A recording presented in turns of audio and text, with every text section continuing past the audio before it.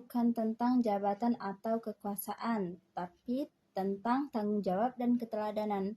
Pemimpin sejati adalah mereka yang berani berdiri paling depan saat menghadapi tantangan, tapi juga mau berada di belakang untuk mendorong timnya maju. Seorang pemimpin tidak hanya ditentukan oleh seberapa pandai ia berbicara, tapi seberapa mampu ia mendengarkan dan memahami. Pemimpin yang hebat menciptakan pemimpin lain, bukan pengikut.